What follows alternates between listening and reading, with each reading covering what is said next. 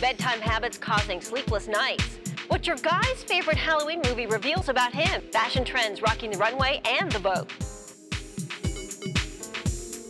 Welcome to Life Love Shopping. I'm Andrea Jackson. And I'm Rachel Kay. Playing hooky is not just for Ferris Bueller. In the past year, 30% of workers have called in sick, even though they're not under the weather. Sometimes you need a personal day. Well, the study conducted by Harris Interactive found sick days, legitimate or fake, also become more frequent around the winter holidays. Surprise, surprise. Right? Not all sick days are spent under piles of blankets with a thermometer and maximum strength medicine. Next to actually being sick, the most common reasons employees call in is because 34% didn't feel like going to work. We feel like that every day, though, don't we? Sometimes, yes. 29% felt like they needed to relax. Personal day. 22% made a doctor's appointment. Sometimes those are hard to keep.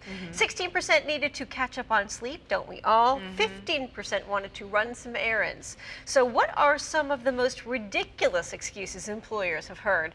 The employee was upset after watching the Hunger Games. That's ridiculous. Employee's hair turned orange from dyeing her hair at home. That's legitimate. Totally. Employee's toe was stuck in a faucet. Okay. What? Employee said her dog was having a nervous breakdown. Maybe it was really her, I'm not sure. And the employee's sobriety tool wouldn't allow the car to start. Well, that's a reason. That's legit. That's legit, but I don't know if that's... I say A plus for effort and trying. Exactly. Yeah. She was trying to get to work, or he was trying to. Yeah, they were trying, and that's what matters, right? Well, Halloween isn't just spooky, but also a popular wedding day. Every bride has her style, and if costumes and glittery pumpkins make your heart skip a beat, then you'll be a beautiful bride. But there are tricks to making a Halloween wedding a treat and not tacky. Get a mysterious venue. Let the venue dictate the ambiance. Do you live in an area with historical buildings or a place that is rumored to be haunted? These physical structures immediately give your wedding that spooky feel. Mood lighting. The lighting should be dim. Sources should include candles either placed in candelabras, in the fireplace, or of course safely on the table.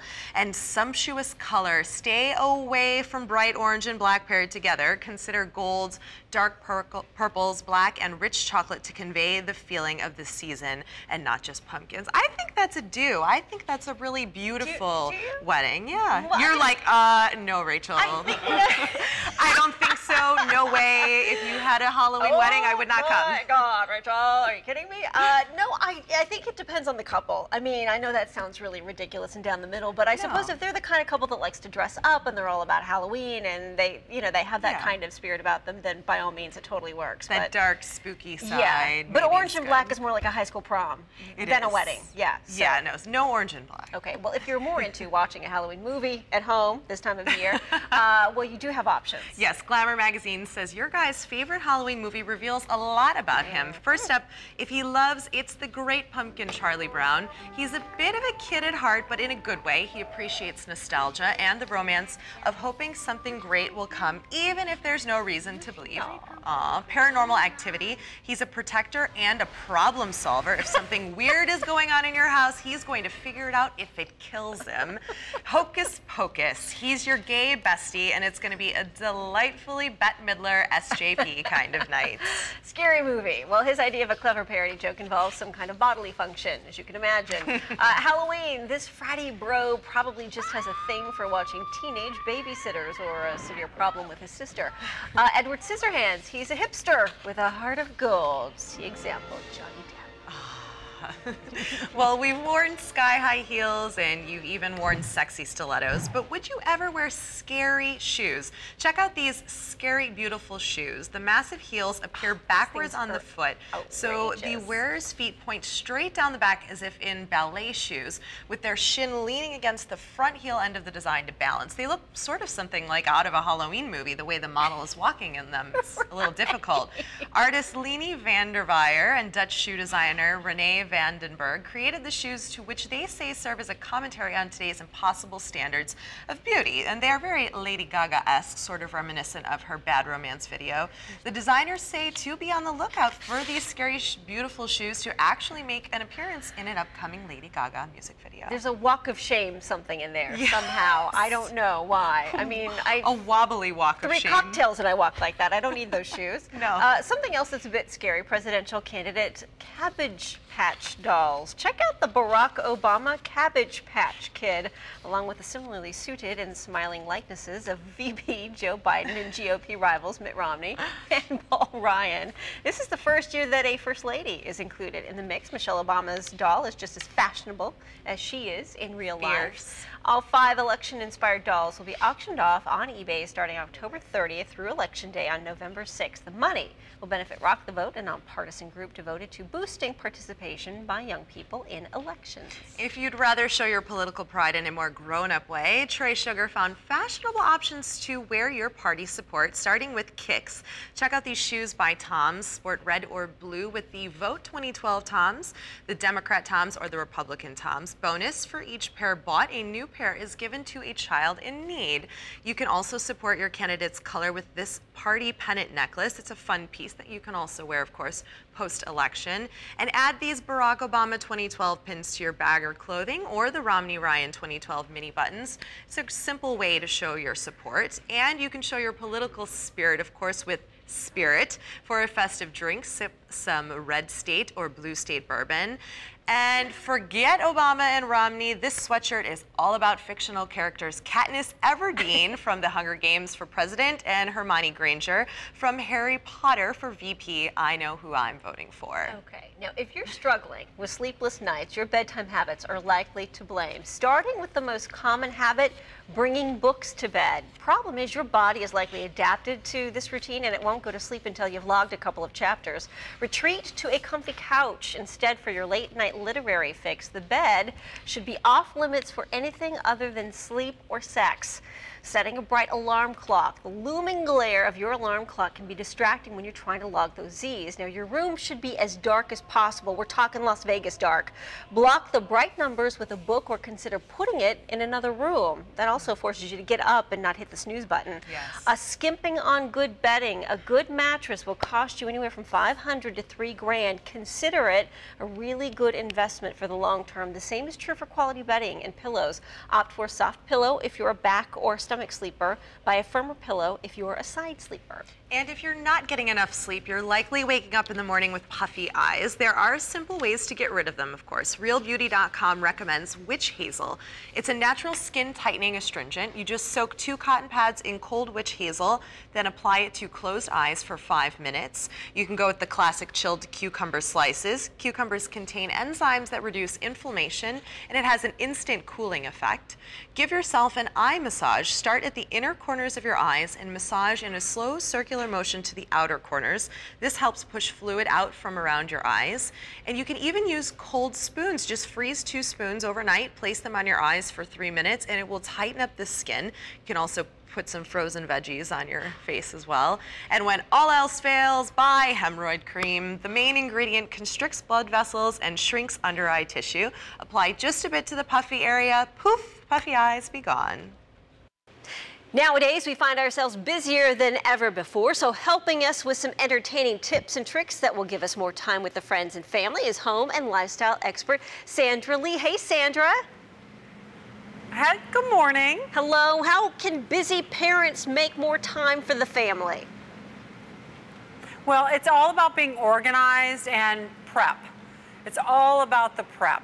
So I'm a huge advocate not only of serving healthful, thoughtful meals, but also of saving money and time. So in our house, I only shop once a week. And when I shop, I fill my fridge completely and my pantry too for the whole week. And I also save money because I am a huge fan of club stores. And when you go to a club store, you know you got to buy in bulk.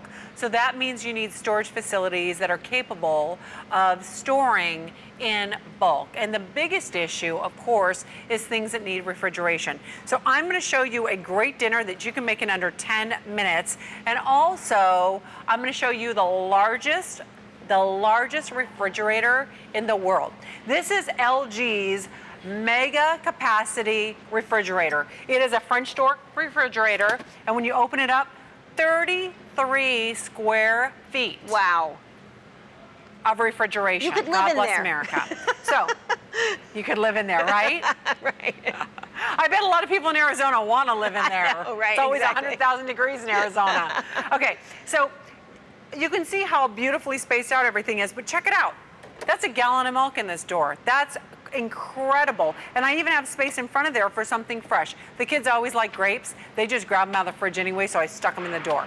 Now, I have lots of cocktail mixtures and juices in here. I love that about you. And I have a red velvet cake. Yes. That I'm going to eat myself with a fork. And I'm not for even going to you. care about the calories because I have a really nice spank on. All sorts of vegetables. I've got my bacon down here and also ground beef. So here's the deal when you buy in bulk as well.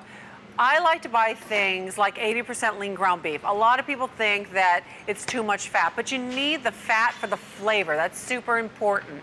And 80% lean, you're not going to get that much shrinkage. So that's what I'm using in my slider. This is my size up, size down sliders, meaning you can make them as big or as little as you want. So because it's football season and it's back to school and kids like little finger foods, I'm doing sliders. But for me in my house, I'm making myself a big burger. Same recipe. So for every pound of ground beef, 80% lean, 1 tablespoon of Montreal seasoning. So if it's 3 pounds, 3 tablespoons, 5 pounds, 5 tablespoons, and so on.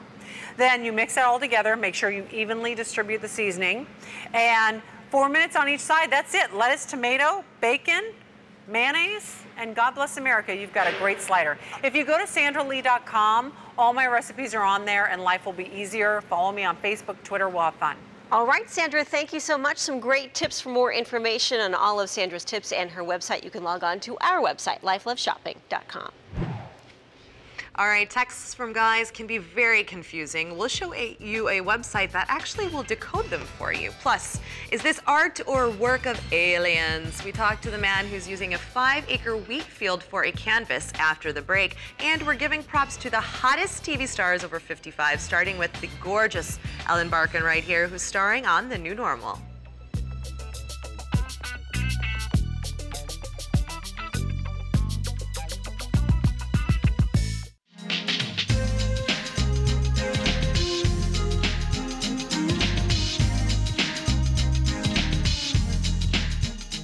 Our next guest is an artist, but unlike most, he'll be using a 5-acre wheat field for a canvas. Joining us this morning is Earthworks artist Stan Hurd. Good morning, Stan. Good morning, Andrea. So describe what you do for our viewers who may not know what an earthwork is. Great. Earthworks are pieces created on the ground. You know, people have been creating designs on the planet for generations. You know, the ancient people did it.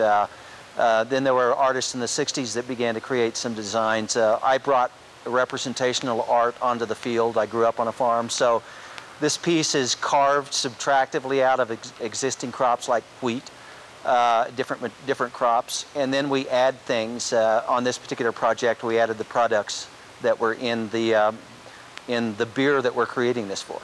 So what are you doing in Denver?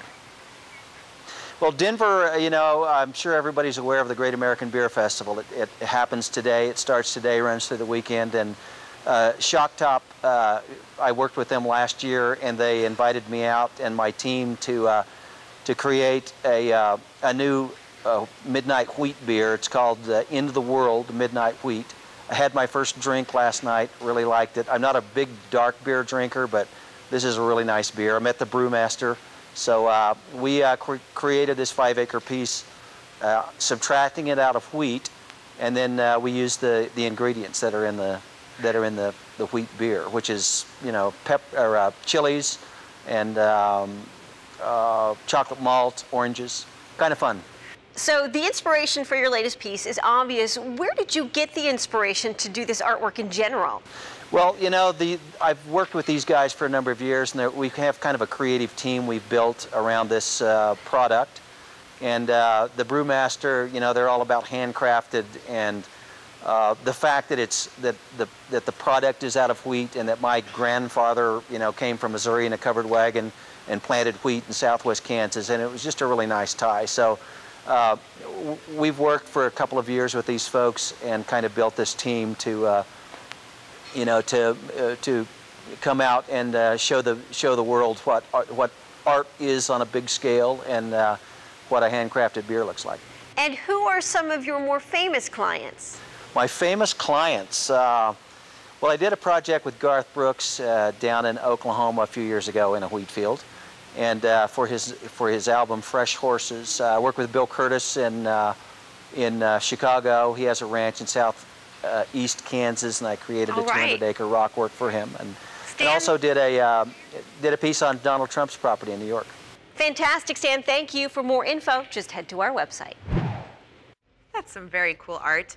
Oh, the art of dating. It can be fun and terrifying. What makes it terrible is the initial figuring out, where is this headed? But have no fear, ladies. There's a website that will decipher a text from a guy when you don't know what it means. It's called hetexted.com. Here's how it works. You put the text on the site, add a few sentences of background info, and then wait for the response. People can vote on whether he's into you, he's not into you, or the verdict is still out. Here is an example. She said, "It was cool hanging out." Jeff R. said, "Yeah, if you're out tonight, bring Allie. We're going to Jimmy's." She said, "Awesome, we'll tell her. Can't wait to see you." He said, "Okay." What does that mean? I think that means he is not that into her, especially if he wants to bring another girl. At least he put okay instead of just K. Like he actually took the time to put the extra letter. I think I would have preferred to get K instead of okay, because okay is sort of like okay. Yeah. I think if you have to ask, you already know the answer. Yeah, which means he's not into you. Yeah. Well, A-list stars usually travel in a Phantom or private jet, and every once in a while they surprise us and join us on the public transportation. Oh, Coach! Don't speak of it. Our news partner, the Daily Buzz, Jessica Reyes, she is the host, and she is here with more. Hey, Jess. Hey, well, celebrities are just like us, sort of. The latest trend among them is to ride the subway in New York City. And Jay-Z proved he's a real New Yorker when he took the R train at Canal Street to attend the last of his 8 concerts at Brooklyn's Barclays Center. He got his hip-hop name from the Jay-Z subway line. Yeah, clever. Actress Katie Holmes rode the train without Suri to get around, along with actress Zoe Saldana, who looks very focused while catching a ride with her sister in May. And Smash star Katharine McPhee tried to take the subway but failed, telling Self magazine she went the wrong way, and when she asked for directions, the person in the booth was mean, probably just being a New Yorker. Rihanna took the tube in London earlier this year, complete with the sunglasses on the subway look, and sometimes famous musicians sing in the subway, like this guy. You know, I wish that I had Jesse's girl. I wish that I had Jesse's girl. Tell me, where can I find a woman like that? Not there. Rick Springfield attracted a huge mob at New York's Penn Station a few days ago for his spontaneous sing-along rendition of Jesse's Girl. Speaking of Jesse's, I'm Jessica Reyes, and that's your buzz on celebs acting like the rest of us. I say that song is about you. It is Jessica. about you. Yeah, we'll put a face to that song. Still more to come here on Life Love Shopping. More schools are banning the classic bake sale as a way to raise money. So are they really making your kids fat? We have a nutrition expert to weigh in on that up next.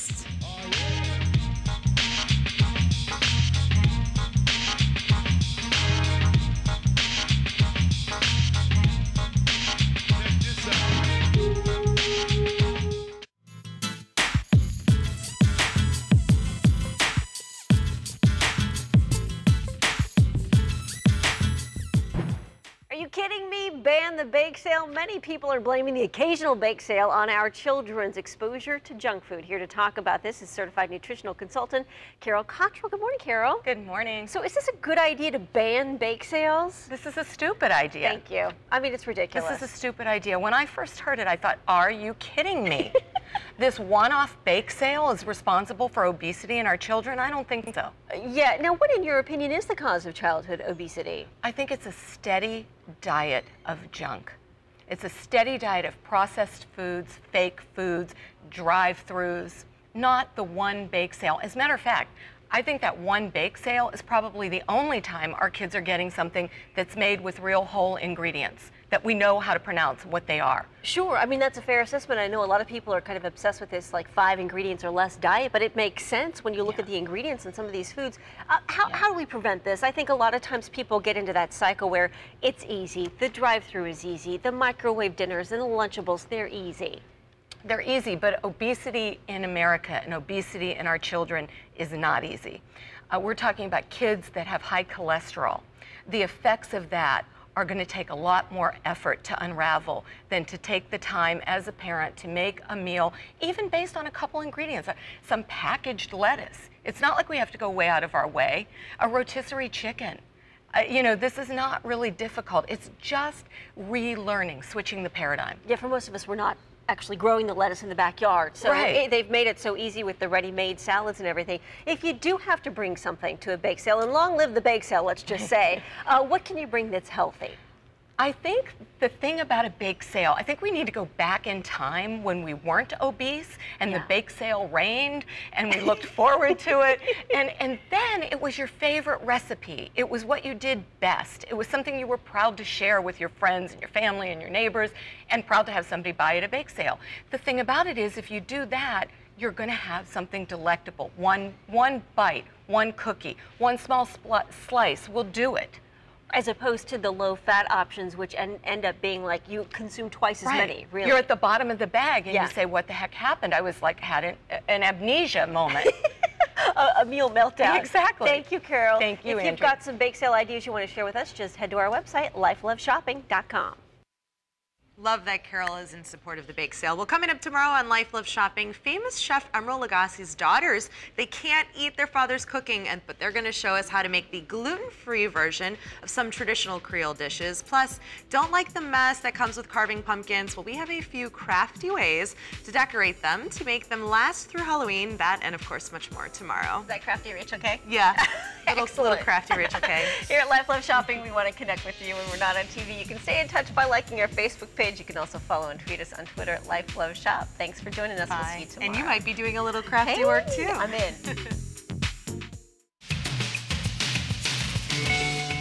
A breast self-examination is one way to detect breast cancer. Mammograms are another, but when do you need one? The National Cancer Institute advises that women 40 and older have a mammogram every 1 to 2 years, and it's recommended that women at a higher than average risk should talk to their doctors about whether a mammogram is needed earlier and more often. If you're scared to get a mammogram, don't worry. Tomorrow we'll share advice for those getting their first one.